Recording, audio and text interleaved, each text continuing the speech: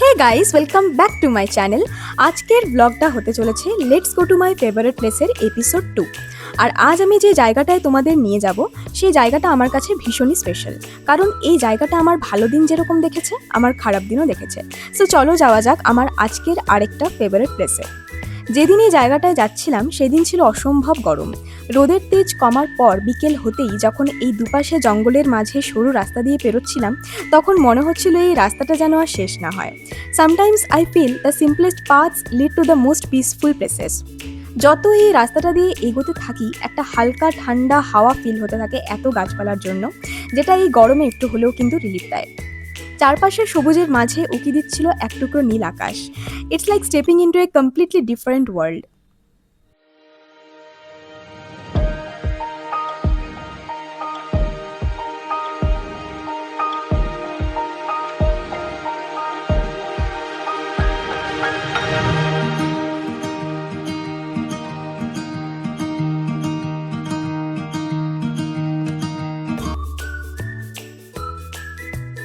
And finally এই হলো সেই প্লেস। বিষ্ণুপুরে আমার ফেভারিট জায়গাগুলোর মধ্যে একটা। জায়গাটা আমি ভাইরাল তালতলা বলেই জানি, আবার অনেকে জায়গাটার নাম খড়িগাড়াও বলে, আমি ভুলও হতে পারি। জায়গাটার আরও অন্য কিছু নাম থাকলে বা যদি এই জায়গাটাকে নিয়ে আরও কিছু ইনফো তোমাদের থেকে থাকে আমাকে জানিও। Just look at the view. Nature মানে আমার কাছে শুধু গাছপালা, নদী বা আকাশ নয়, আমার কাছে নেচার মানে শান্তি আর অনুভূতিরও জায়গা। আমাদের চারপাশে প্রতিদিন যে সৌন্দর্য ছড়িয়ে আছে আমরা অনেক সময় তা খেয়ালই করি না। এই জায়গাটার মধ্যে একটা সাইলেন্স আছে, আর তার মধ্যেই যেন লুকিয়ে আছে কত শব্দ, কত শান্তি।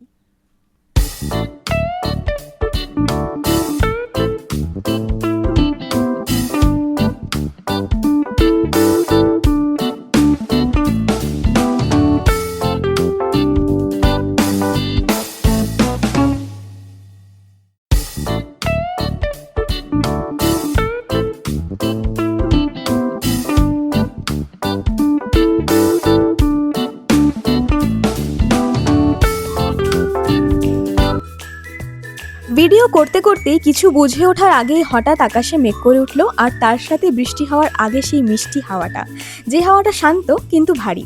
চারপাশটা কেমন আস্তে আস্তে চেঞ্জ হয়ে যাচ্ছিল, অথচ একটু আগেই রোদের খেলা চলছিল। আকাশটা কি সুন্দর নীল রঙকে সরিয়ে কালো মেঘে ভরে তুলছিল। I didn't plan for this, but honestly I was not even mad. Sometimes unexpected জিনিসও কত সুন্দর হয়ে ওঠে।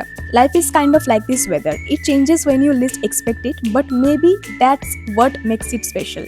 আমি জানি না ক্যামেরা কতটা ক্যাপচার করতে পেরেছে বা তোমরা কতটা এই বিউটিটা ক্যামেরাতে বুঝতে পারছো, কিন্তু সামনাসামনি এই বিউটিটা এক্সপিরিয়েন্স করা was so nice. No noise, no chaos, just peace. I think this weather made this vlog more special. যেভাবে মেঘ করে এসেছিল মনে হচ্ছিল এখনই সব ভাসিয়ে নিয়ে যাবে, কিন্তু এত সুন্দর লাগছিল চারপাশটা, মনে হচ্ছিল ভাসিয়ে নিয়ে গেলে যাক, যতক্ষণ দাঁড়িয়ে থাকা পসিবল হয় ততক্ষণই দাঁড়িয়ে থাকবো আর ওয়েদারটা এনজয় করব। কিন্তু আস্তে আস্তে মেঘ কেটে সূর্যি মামা উঠে দিচ্ছিল। বৃষ্টি তো হলো না, বাট ওয়েদারটা খুব ঠান্ডা হয়েছিল, আর মেঘ কেটে যাওয়ার পরের আকাশটাও অসম্ভব সুন্দর লাগছিল। এক টুকরো সোনালি আলো জলের উপর পড়ছিল মেঘ কেটে যাওয়ার পরে, আর তার সাথে চারপাশটাও ভীষণই ম্যাজিক্যাল লাগছিল।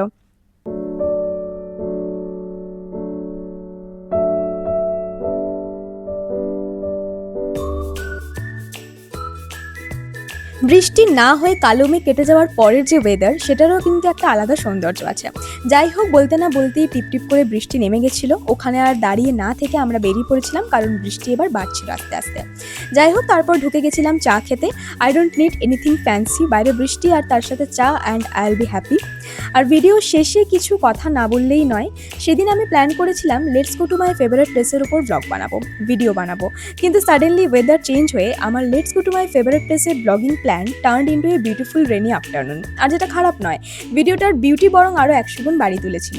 So from this experience I can say we plan, we expect, but life has its own way of surprising us. আর মেঘ, বৃষ্টি, ঝড় এগুলো don't last forever. So if life feels like it's changing suddenly, just remember it's only a phase. I hope this video made you feel a little understood. Don't forget to like, comment and subscribe. See you in the next vlog. Tada!